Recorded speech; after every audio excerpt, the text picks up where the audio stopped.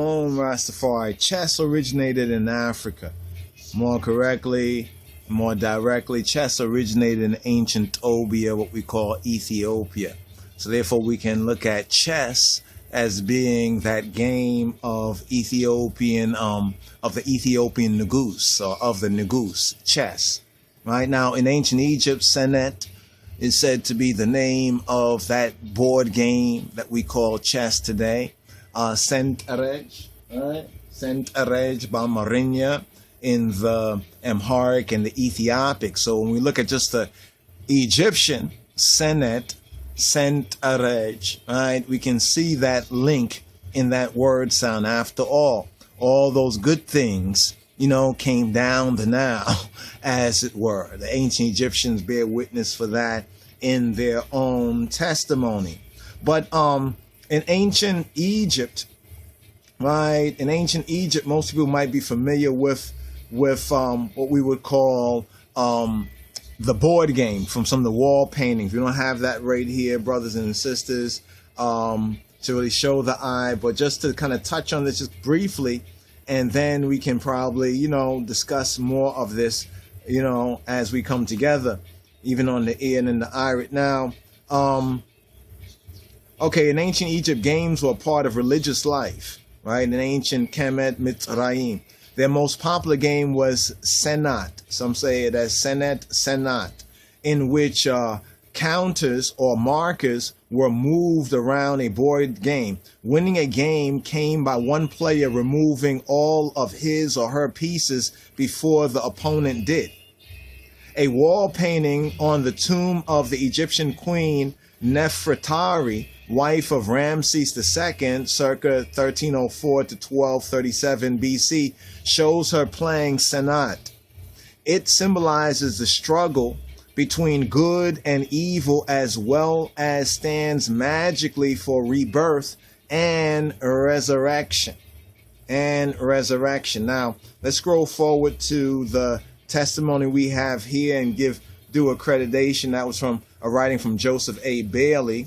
And this is on a page, chess.com. Chess originated in Africa. One named Rod Netter, October 31st, 2009, posted this on the web. So we have Sent-Arej, right? Sent-Arej, Ethiopian chess with a flying start. This is the article here, a blog by Dr. Renee Graller, Hamburg, Germany. And it says this right here, just going through this. Historians and experts in cultural studies always look toward India, Persia, and Arabia, and some even turn to China more recently when they search for the origins of chess. When they search for what is the origins of the board game known as chess. But with regard to Africa, or we'll say continental Ethiopia, it is a sobering fact that up to now, the science of chess has stubbornly ignored that continent, which is the cradle of mankind, the cradle of humanity. Africa remains a white spot in the relevant publication so far. That is deplorable, since Africa has contributed its own creative and very entertaining version to the universe of chess. The Ethiopian variant it is said, we call it more the origin, but Sent-Arej, that has emerged parallel to the hitherto well-known lines of development. It is thanks to the British historian, Professor Richard Pankhurst, may God bless his soul, that the web community can now learn a little bit more about this thrilling game. On the Tizita website, the following survey on history and rules of Sent-Arej is mainly based on the findings of this expert from the UK. Born in London in 1927, Professor Pankhurst today lives and works in Ethiopia, where he has founded the Institute of Ethiopian Studies at the University of Addis Ababa, formerly Haile Selassie First University. One of the endearing aspects of Sent-Arej is the fact that beginners do not have to face any major problem to find their way in the scenario of African chess. It is the familiar background of 64 squares where the two armies clash, you have only to get used to a different color scheme. We thought this was very important. You only have to get used to a different color scheme. All right. That's the only thing. You have to get used to a different color scheme. So what is this different color scheme that we have to get used to? Instead of white versus black, that's how the game really goes. White versus black. That's why they always say, which one you gonna choose? That's, white versus black. It is in Centerej, right? Ethiopian chess, original chess. It is the green king who wants to defeat the golden monarch. Once again, in Centerej, Ethiopian chess, right, or the original chess of the Negus, right, instead of white versus black, it is the green king who wants to defeat the golden monarch. Now, why am I stressing that right there? Well, this is right out of ancient history. The green, who's the green king? Well, Osar, right? Who's the golden monarch? Ray, right? It is the green king who wants to defeat the golden monarch. Moreover, the board is not checkered, but uniformly red with fine blue lines marking the squares. So that difference in the board. Now, going on this a little bit more, apart from the somewhat different visual impression in Centerej, the majority of pieces move the same way their counterparts do in chess, i.e. in S, that is to say, they actually conform to the rules of FIDE or FIDE, right? The foregoing is valid with regard to the castle.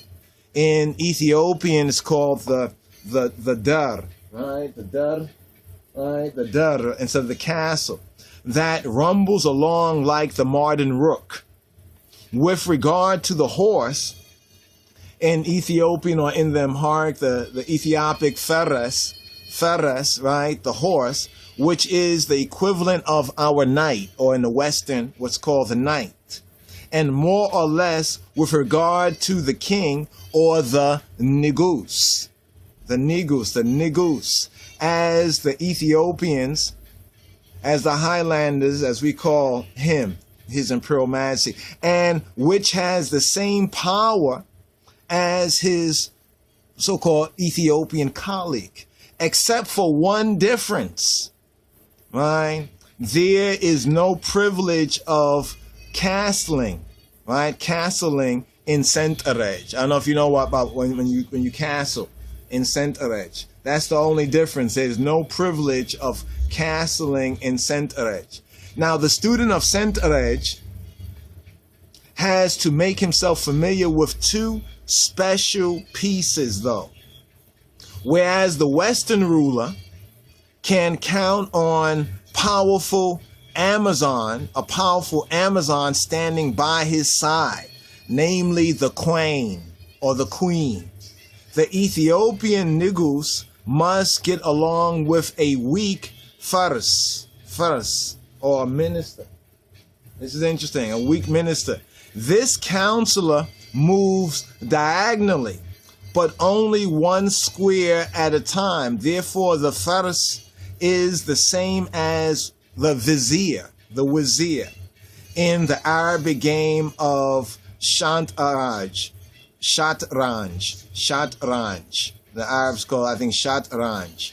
This is a clear indication of the fact that the Ethiopians, some say, adopted shatranj and transformed it into the African brand of chess they call Centerej. Now, that's what some say. Always say, well, we got it from here or over there, so forth and so on. But I think the now connection between ancient Kemet, who was first, ancient Kemet or the so-called Arabs, was clear that Kemet, but then the original Arabs were Ethiopians. We were saying before Ishmael, right? Before Ishmael.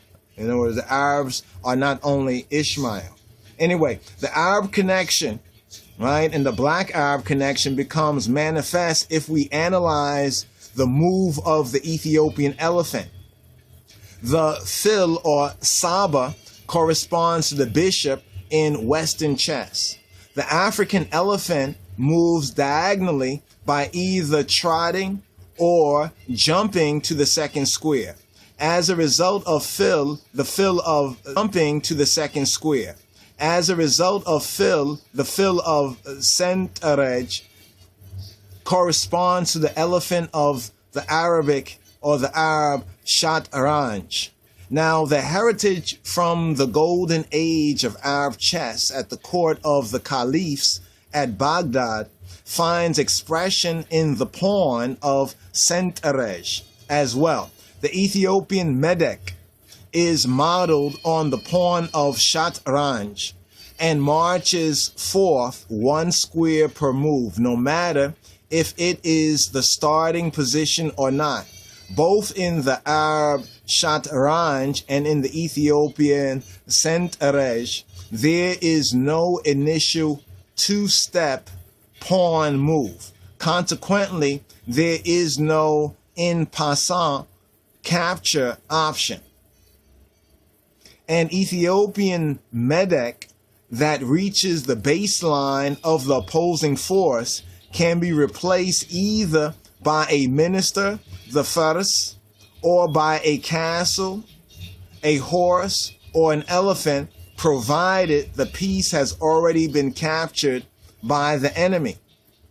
Now, the starting position of centerej, Ethiopian chess, is the same as in the Western chess, but with 3 modifications.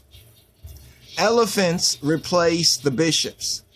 The green negus, which corresponds to the Western white king, stands on E1, while the golden negus is placed on D8, and the green minister occupies D1, whereas the golden minister stands on E8.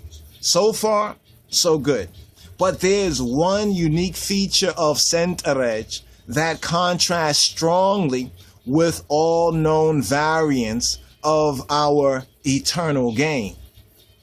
A match of Ethiopian chess starts with the werra, the werra, the werra, the werra, the werra, the way rara, way raru. Well, they have a funny way of giving a pronunciation, but werara, the werara, the mobilization phase,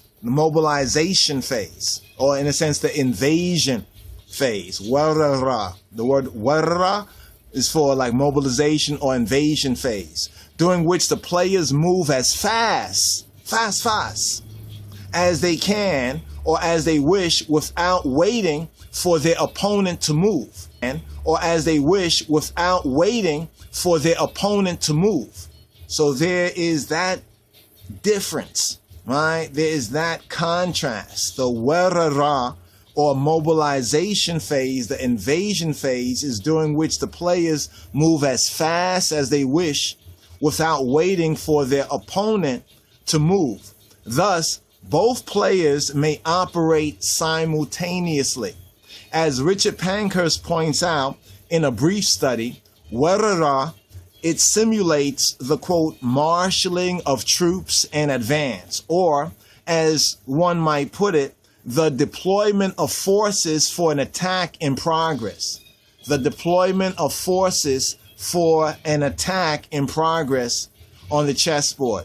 And you can refer to the history and principles of Ethiopian chess in the Journal of Ethiopian Studies, 1971, XI number 2, page 149, and also, I think, page 163.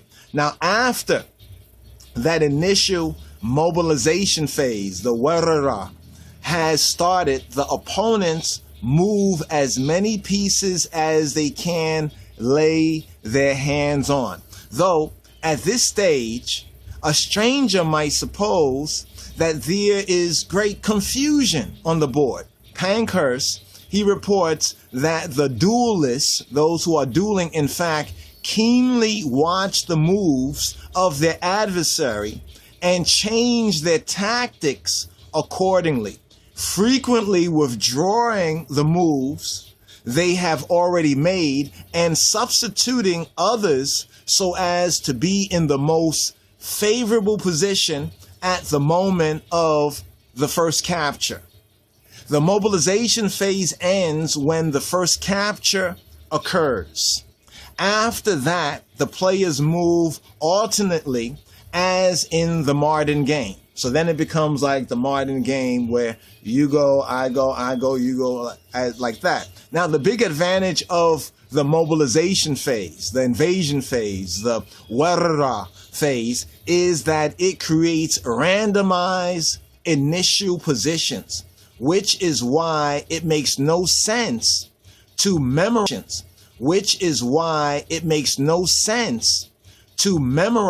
long sequences of openings. Sentreg, the Ethiopian Senate, in other words, gives ample scope for creativity at the beginning of the game, unlike Western chess, where a deep study of openings theory is the prerequisite to tournament success. There is no advantage to be gained from that in Sentreg. In other words, in the real game of the Negus. Traditionally, Sentreg has been the favorable pastime of the Ethiopian nobility as well as the aristocracy. Hence, it is not surprising that there is a relentless code of honor, kubr, right, with regard to checkmate. Pankhurst, he explains that all forms of checkmates are not considered equally honorable. He cites Walter Plowden, British envoy to Ethiopia in the middle of the 19th century and author of the book Travels in Abyssinia and the Gala Country, who has observed that, quote, for instance, a checkmate with the rooks or the knights is considered the merest tyro. That is to say, these pieces, though assisting in throwing the net around the enemy, must not deal the fatal stroke. The use of the horse is, quote, just endurable, end quote. Checkmate with a single elephant is tolerably good. The chess traveler on His Majesty's service state, but checkmating with two elephants is applauded. That is, checkmating with two elephants is applauded. That is, so entangling the king, the enemy king, that he has but two squares free, which, being commanded by the elephants, quote, you check with one and mate with the other, end quote. Plowden adds this: mating with 1, 2, 3, and 4 pawns, the latter two particularly, is considered the non plus